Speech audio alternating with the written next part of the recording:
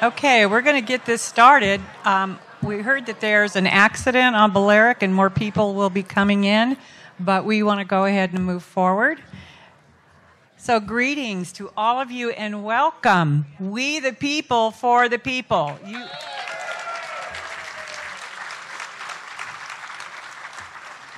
I'm Lori Street, and I just want to say, look what you all have created. Make no mistake, without your financial, physical support, we would not be doing this evening. Thank you, each and every one of you who have contributed money to this campaign. Although GoFundMe page indicates there's like $3,200, that's what's been raised, but that's not the balance, I promise you. For our next event, forum, will be on the 26th of September. It will be on deciphering the upcoming proposed declarations, and we have a venue change. We're meeting at the Woodlands. That's already been confirmed and deposit paid, so we're getting the word out on that. So we will continue to move forward in our campaign to take back our village. And now I had one other thing to say. We did have petitions, but I believe that they have all been filled. I didn't get enough of them, but we'll have them at the next forum also. So without any further ado, I'm going to turn over the presentation to Phil Lemler.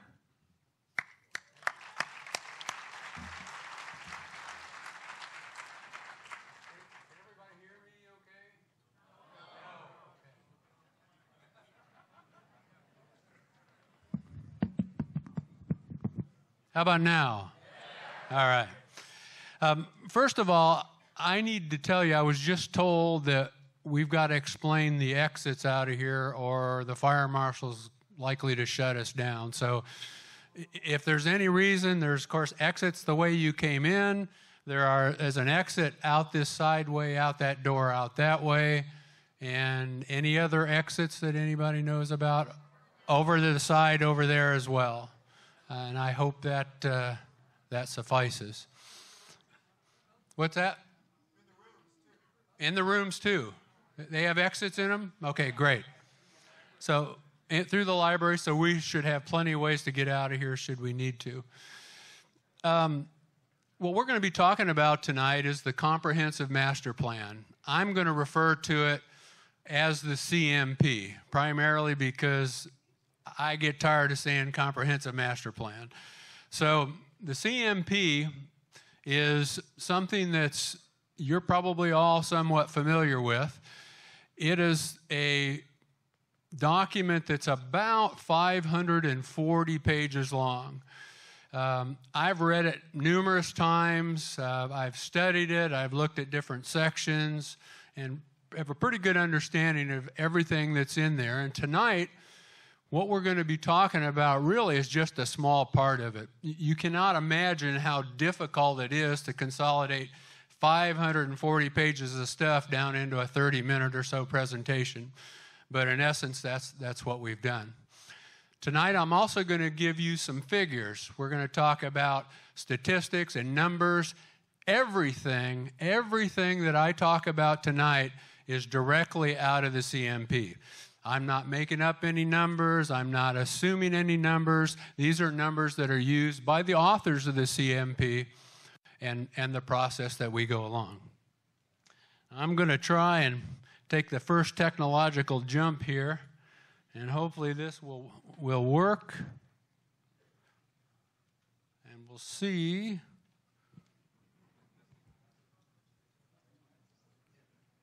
Boom. Tonight, we're talking about the problems and the promises of the CMP.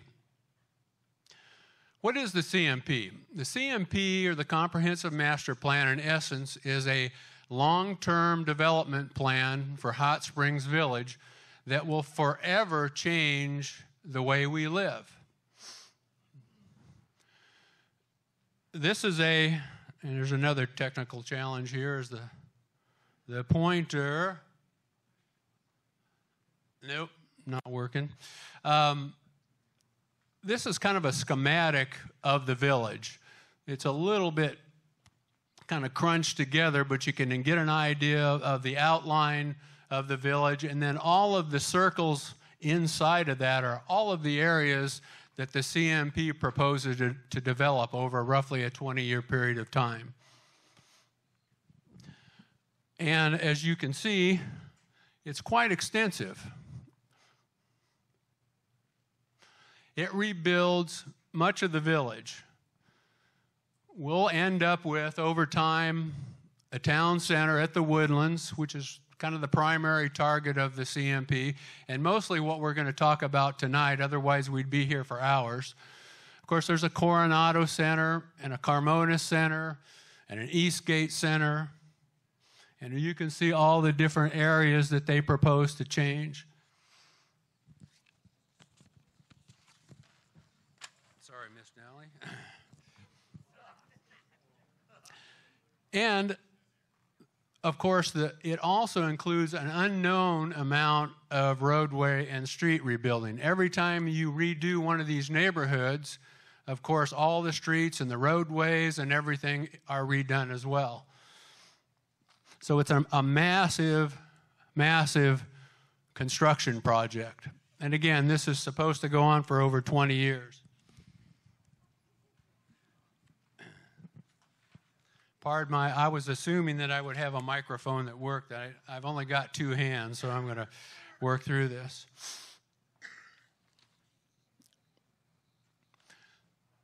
So, once that's all done, this is kind of what we end up with. 12 new restaurants, 10 of them in the town center alone, a couple of grocery stores, 2 hotels, a couple of resorts, a theater, an amphitheater, an unbelievable amount of apartment buildings and condominiums and things they call cottages, and even an industrial light manufacturing facility. The reason that they have that is they claim that there'll be so much construction, the workers are going to need a place to build cabinets and do plumbing work and store and keep and work on all the supplies they have to build out all these places in the village. Quite unbelievable.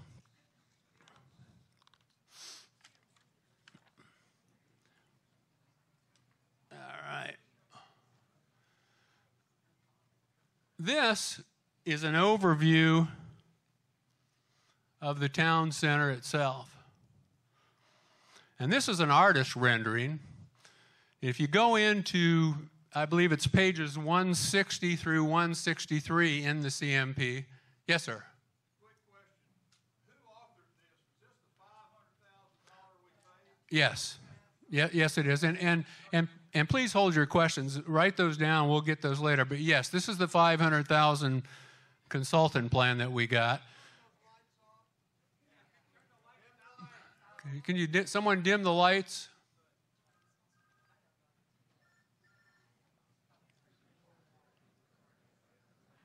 Help.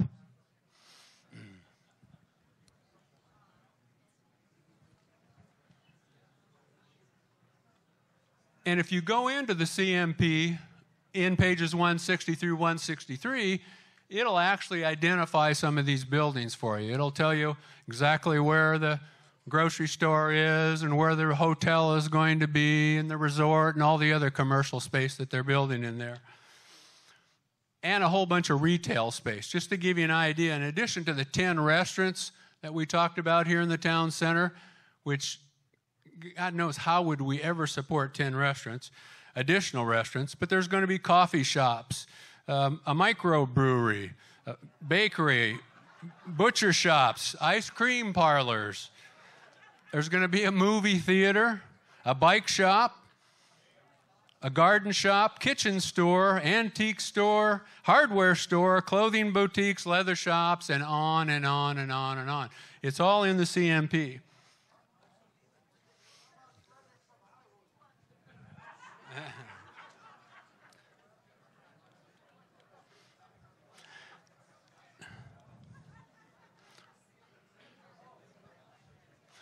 Now, the interesting thing about it is it's full of contradictions.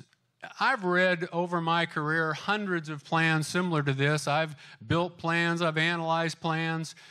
I've never seen anything more ridiculous than this. It not only contradicts itself. In some places it says we should build the town center first. In other places it says we should build the Coronado Center first. In other places it says we really can't build either one because we need a plaza first.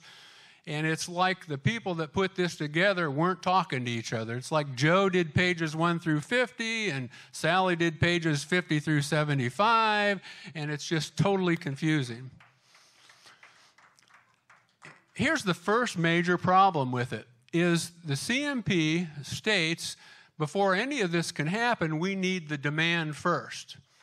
In other words, we need 400 people a day, and again, this is on page 171 of the CMP, we need 400 people a day to be able to come through the Woodlands area to be able to justify this. Because what happens is the developer, whoever we find to do this, is not going to develop without this demand. The retailers of all these stores, the bike shop and the pastry shop, et cetera, won't sign leases unless they see this demand.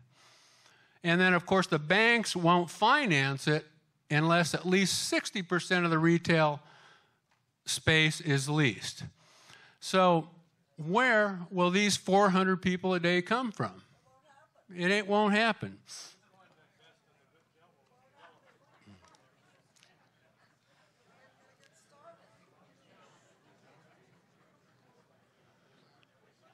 Another major problem with the whole concept of the CMP is we're really not experienced as a village, as a management team, as a board of directors to handle something this large. When you completely rebuild the village in this dramatic and transformative way, we're going to get our hat handed to us in the negotiation process. A developer is going to come in and ask for things we're not prepared to give.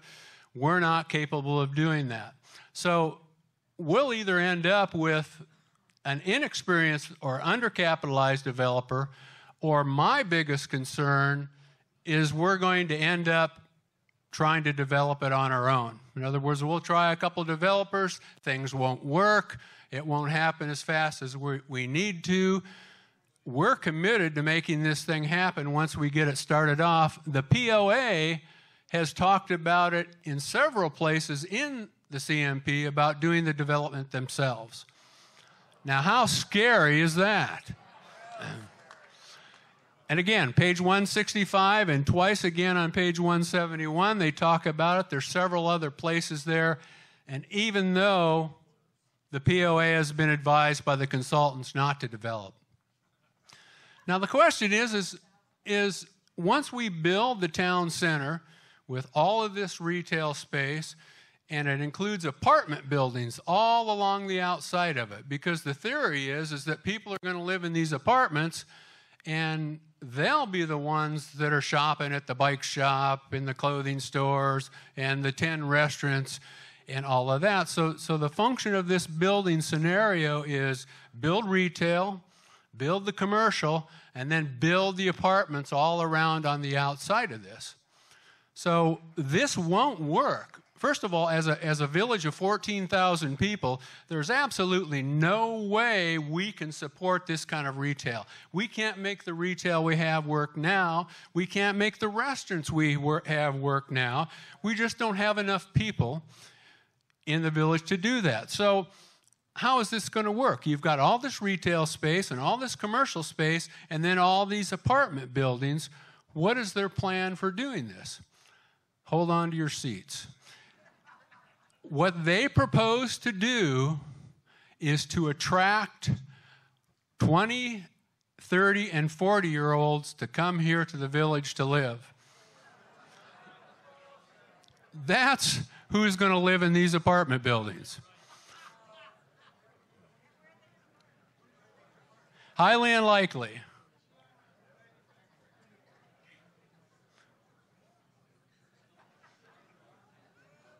it's an all or nothing gamble. In other words, if you think about this, if we build the retail space and the commercial buildings, and we build all these apartment buildings, and nobody comes to live here, we're gambling the village on it.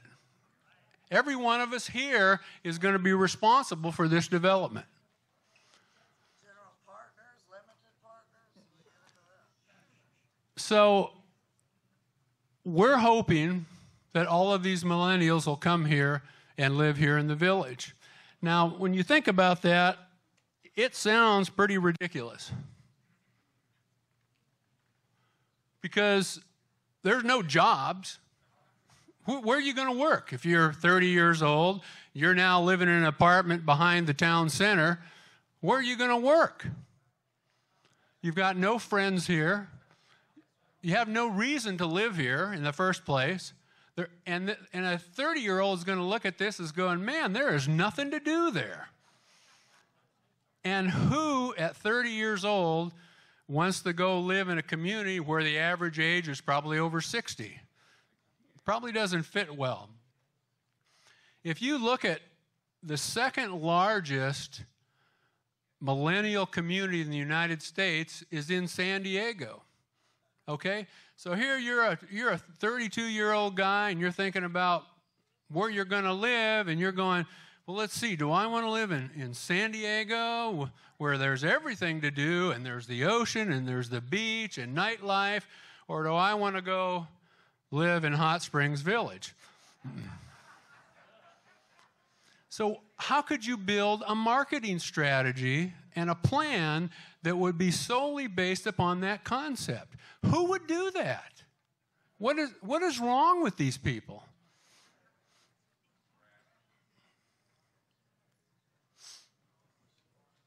Whoops. I was able to find a Harvard study that says most of the millennial stereotypes that the board and the management team and our $500,000 consultants used says that those misconceptions, those stereotypes are not true. It's really a misconception that these people want to live in commercial and social centers. Of the millennials who moved last year, remember, our marketing program is based upon trying to get them to move here. Of the people that moved last year in this age group, 64% of them stayed in the same city. Harvard study says this. Why? Because they probably had a job. Of the 7% that moved out of state, they probably moved for a job as well. Yet we're going to spend over $100,000 a year and bet our future, the village future, on the fact that these folks are going to come and move here.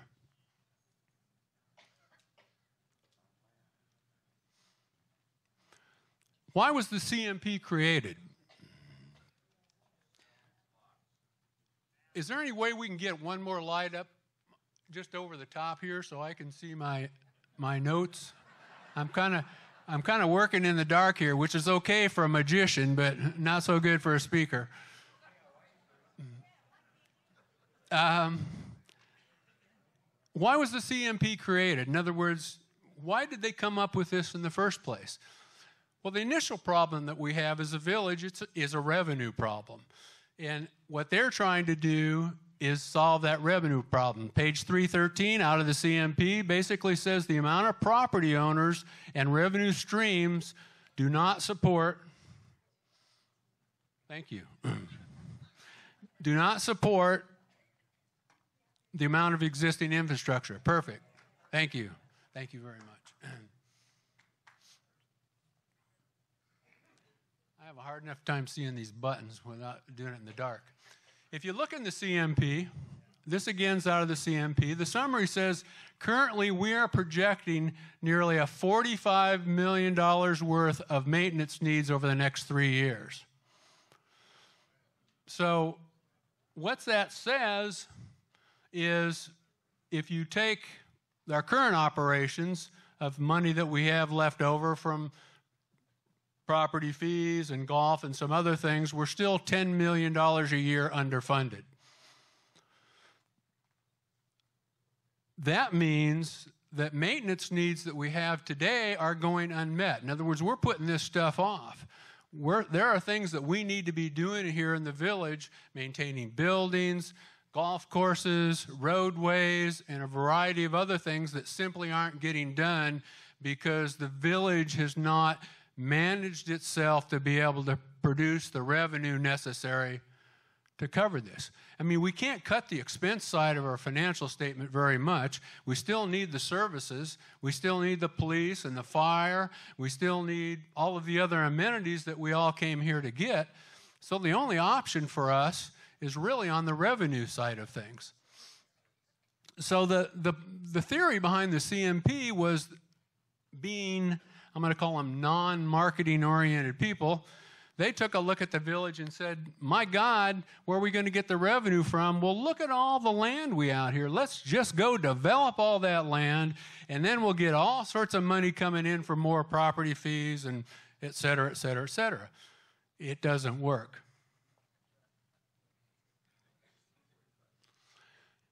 We are, in essence, and I'm using the figure $7 million short every year for maintenance.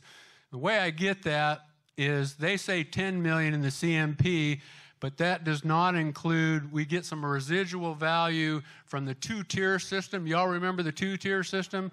Okay. A part of that comes from the two-tier system, and we've also increased the utility fees as far as the utility fees that we pay for water and sewer, et cetera.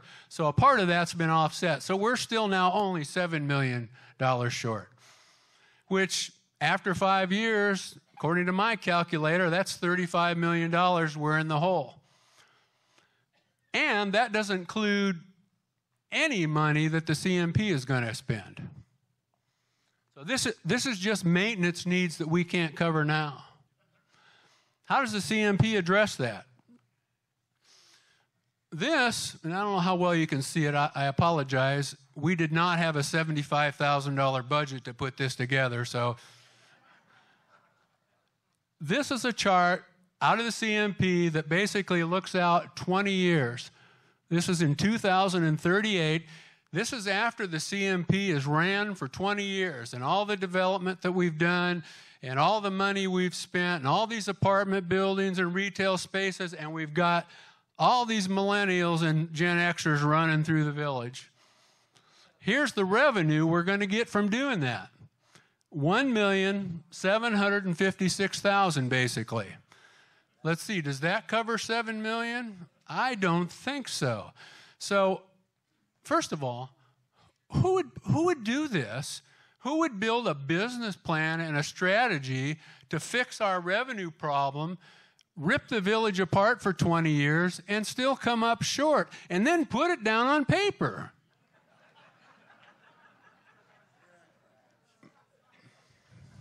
So, basically, the CMP does not solve our revenue problem.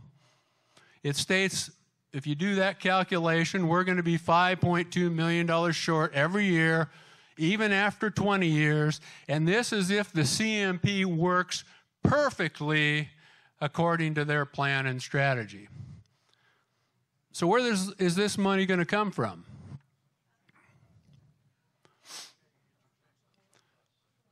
If you look at this over 20 years, if we continue the $5 million a year shortage over 20 years, that adds up to over $100 million we're in the hole. So again, just a recap, we're maintenance shortfall $7 million. The increases they're getting is 1.765, annual deficit of 2.3. Where's this money going to come from?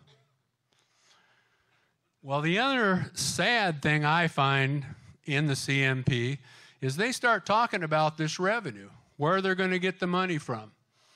The first number one thing they talk about is the 5% increase on our property fees. The second thing they talk about is the special assessments. They kind of nose around the $150 special assessment a year for 2 years, but later on in it, they talk about how special assessments are wonderful, and these happen all the time, and villages and municipalities do it all over the country, and it's just a wonderful thing. Don't worry about it. So one way or the other, we're going to pay for this. Where do you think this is going to happen? What do you think is going to happen in 20 years or in 5 years or whenever this thing hits the wall? Where are they going to come for the money? There's only one way they come. That's us. That's us. They're going to get it from us in one way or the other. There's no other choice.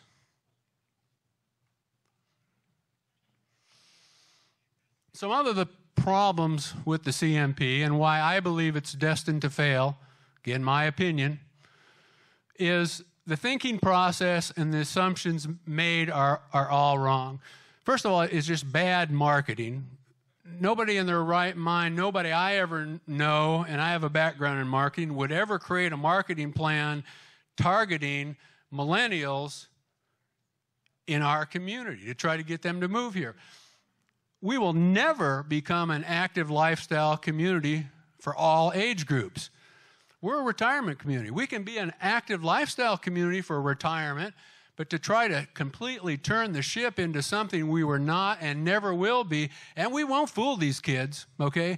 They're not going to come in here and look around at the restaurant and go, my God, where's the other millennials? So the whole concept just continues to put us farther and farther in debt. The next thing they do, of course, throughout the CMP all along, they're trying to sell us on why this is a great plan, and there's all sorts of things in there. Isn't this wonderful? Isn't that wonderful?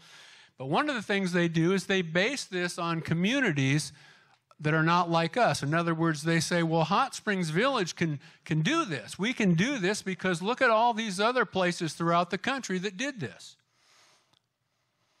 One is Boulder, Colorado. 108,000 people live in Boulder, Colorado. Plus, they have the University of Colorado there. They've got the Rocky Mountains. They've got ski resorts. They're probably 25 miles from Denver. So they've got a few things to be able to have something like a town center. New York City, Bryant Park. Yeah, they're a lot like Hot Springs Village. That's in the middle of Manhattan. Manhattan is full of people. I'm sure they've got 400 people a day walking around there. Detroit, Michigan, Rapid City, all municipalities and areas that are much, much larger than we are.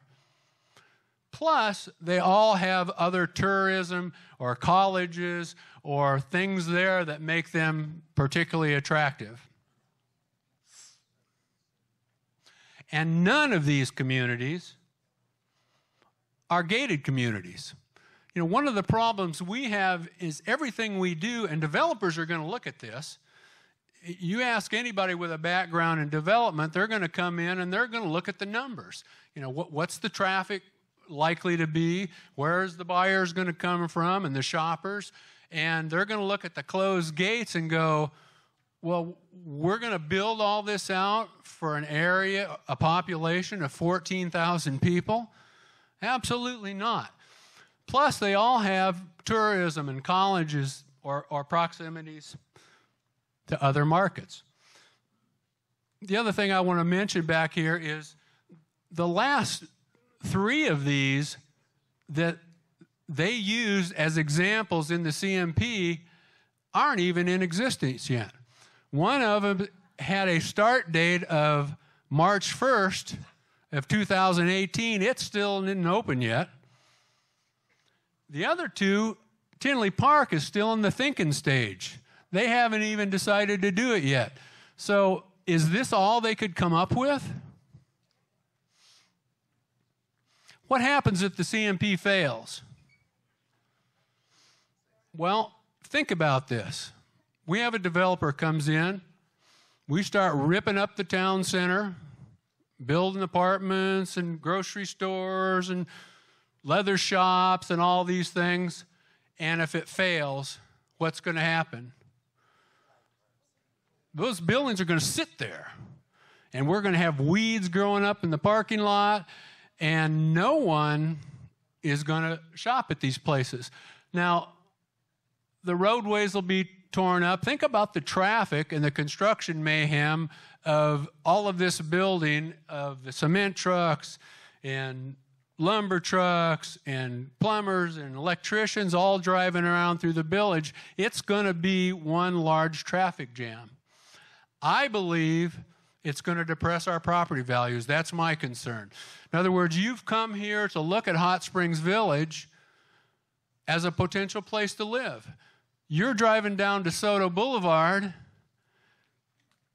and you drive by the town center, which now has nothing but vacant places and weeds in the parking lot. What is your thinking going to be? Wow. And once they start digging a little deeper and they find out the stupid mistake that we made as a village, and then they start looking at the fact that how many millions of dollars are you in debt? And they start doing more investigation, and they hear about potential special assessments and increase in fees and more amenities. It's going to depress our property values, my opinion. Once the train comes off the tracks, I believe we're going to see lawsuits. The developers that we signed deals with, which we're not capable of negotiating deals with in the first place, but if we do get them in here and we make commitments that we cannot afford or we cannot live up to, we're likely to see litigation. Construction companies that came in here, retailers who've signed leases, and how about all the property owners? What's going to happen? More special assessments, more taxes, higher amenity fees, mounds of debt. And think about this just for a second, just as a segue. How many here play golf? Okay. You're facing, if the CMP works as indicated, you won't get a tee time for 2 or 3 weeks ahead of time at the golf courses. I'll tell you, one of the things I like is to be able, today, I could take Gary and we could go out there and find a course somewhere to play on, to get on. That ain't going to be that way anymore. Same thing with the tennis players. There's going to be lines of people wanting the tennis courts. The natatorium's going to have lines. Everywhere is going to be congested with all these new people running around the village.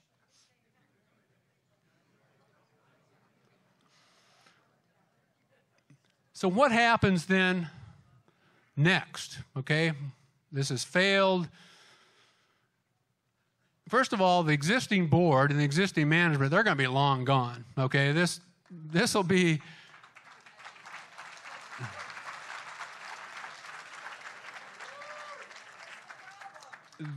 be a number of years down the road, and unfortunately, someone's going to be left to clean up the mess. It's going to be the new board, the new management, and all of us that are sitting here in the audience. We're going to be responsible for cleaning this up. What will we do to survive? Think about this just from a logic and a business standpoint. If you've built this huge development in Hot Springs Village where the retail and the success of the retail is based upon filling all these apartments with 20 and 30-year-olds, and they don't come, how do we keep the retail businesses alive? How do we keep them from turning into vacant buildings and empty parking lots? There's only one answer that I can see: opening the gates, which is absolutely absurd. It takes away every reason I moved here. I don't know about you all, but I love Hot Springs Village as it stands today. I think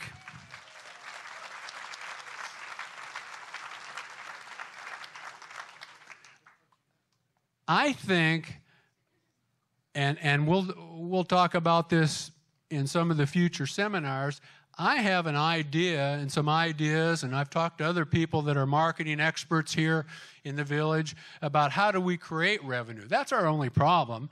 Our problem is we don't need more buildings. I mean, we do need some, and we're going to talk about that in a minute, but for the most part, we need to fix our revenue problem. We need to become a smart 2018 marketing organization, not an accountant-driven concept where we only look at the expense side of what we're doing. And as a result of all this, we're going to have to pay for it. More special assessments. Our property values are likely going to go down because no one's going to want to live here with the amount of debt we have hanging over us. There are things that we do need, and these are a part of the CMP. Part of the CMP. We need better internet service. We need better cell phone reception. We need some renovations at Balboa. We need numerous other projects here in the village. None of them are dependent on the CMP. Yet, the board and the communications coming out of there will try to convince you that, well, if you're not for better cell phone reception, you're not for the CMP. That's hogwash. That's just a management thing. Any decent manager would sit down with the cell phone companies and begin negotiating and working out some kind of a strategy to improve cell phone service. We don't need to create a $500,000 document to fix the cell phone reception in the village. So each of these projects and all of the other projects that we need and we would like to have can be done as separate individual projects. We just need a strategy and we need a way forward to do it that doesn't rip the heart out of Hot Springs Village. You know, we have a tremendous amount of human capital here in the village. We have probably got more intelligence of ex-managers and business people and strategists and everything.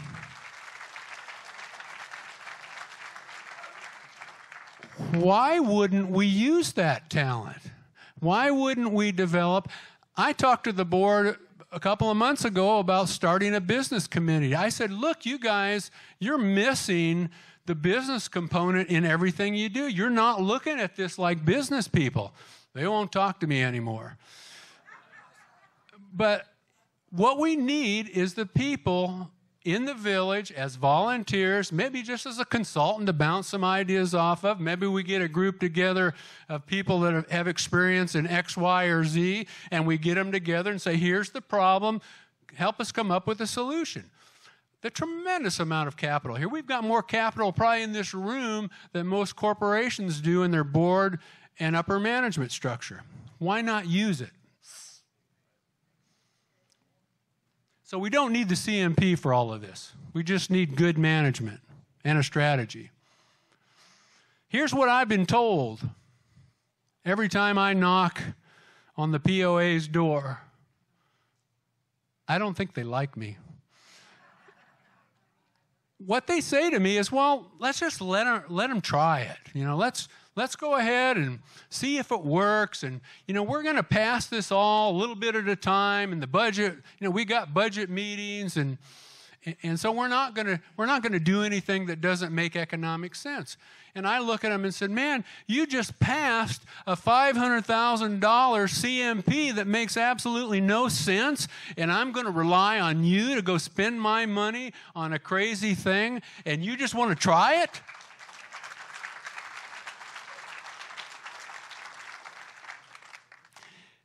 If the POA decides to develop some parts, we're going to have spent that money and we're going to have made commitments. So the concept of letting them try it is a bad strategy. It needs to be stopped now before we get any farther in here. We need to get in there before we sign a developer, before we make any commitments. We're already hiring people. There's people now on staff at the POA that are designed to implement this plan. My biggest concern about all this is while they're spending all this time on charrettes and budget meetings and implementation strategies and presentations and going around the country doing declarations meeting, they're distracted. We're not managing the village. We hired this board and this management team to manage the village. They're not doing a good job. If they were, we wouldn't have $140,000 maintenance projects that are out of control. We wouldn't have had the problems at the gate system.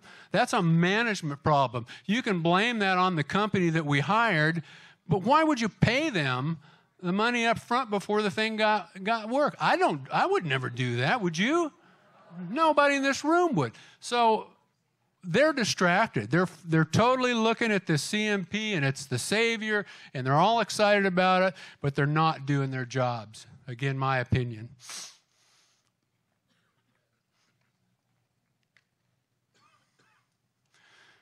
So here's the enterprise goals, again, right out of the CMP. Number one is we want to protect the community-wide property owner value and lifestyle. Wow. How does the CMP do that? In my opinion, it does just the opposite. In other words, if we build all of this and no one comes, Field of Dreams,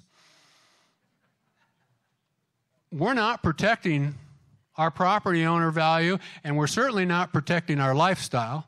Everything becomes more crowded. We get things we don't want or need. It becomes a one big mess. Number two is they want to strengthen the financial health of the village. How can you say that you're strengthening the financial health of the village where your own plan, the numbers out of your own plan say you're going to lose $5 million a year?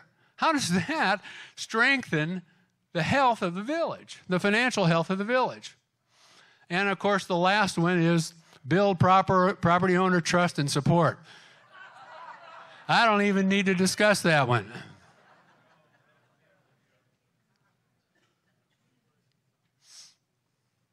What can you do?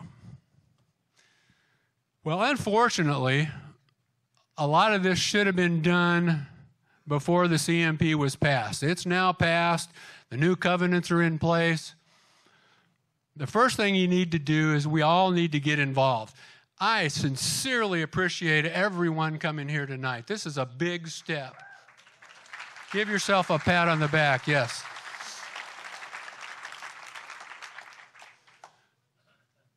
We need to support the We the People movement and the website in every way that you can.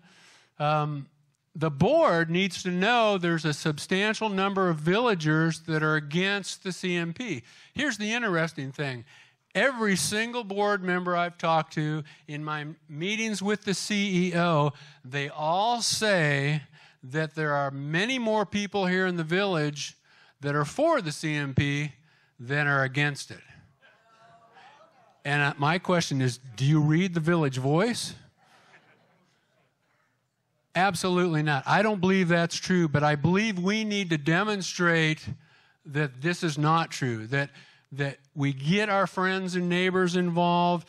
We got to get rid of the apathy. There's a lot of apathy that's a natural part of life that basically says, well, someone else will take care of that. Maybe Phil will take care of that. He'll go around and stop this for us. No, this is all of our job and all of our responsibility to do this. We need to get involved. What I recommend doing is as you go back home and you find people of similar thinking, build little pods of people that are going to work against this. So you don't individually have to carry the entire load. So maybe one week, Fred goes to the board meeting and voices his complaint, and Sally writes a letter to the editor, and John, sends letters to the POA board, and we just do this over and over and over and over and over again until they're absolutely convinced that we're against the CMP. And what I think is going to happen, I think there's a couple of people at the upper echelon of the board in the village that are for this. I think there's several board members that are nervous about it. They don't know what to do. They don't know that they have the support. They don't know that there's this many people that are willing to stand up and go, stop. And personally, all I want them to do is stop. Let's analyze this thing for a while. Let's do some study on this for a while, and then let's all vote on it. Anything this transformative has to be voted on.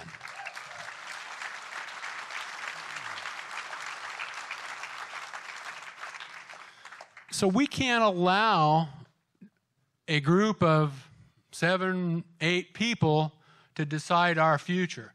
It's one thing if they were on track, we'd probably applaud them and pat them on the back and head to the golf course or the tennis center. But they're way off track. I mean, they are so off track, this thing is almost laughable the deeper that you get into it. But we need to get together. We need to spread the message. All of you need to let the village know, let the POA know that we do not want the CMP. We also have petitions out front that some of you maybe signed when you came in. We're going to continue to have those petitions. That I believe Laura's going to have them at the next seminars, at the next forums. We need to continue to get those and use those as well as a tool. We the People at the website, which is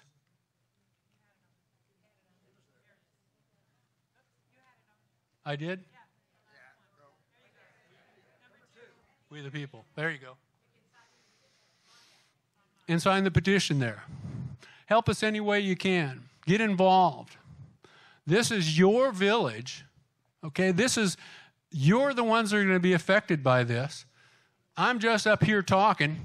It's going to affect me, but all of us are in the same boat. So what we're going to do now is you were all given some cards, or there's some cards out front with pencils, and I'm going to answer questions. We need to hand them up over here. Are you going to go pick them up, or how are you going to handle this?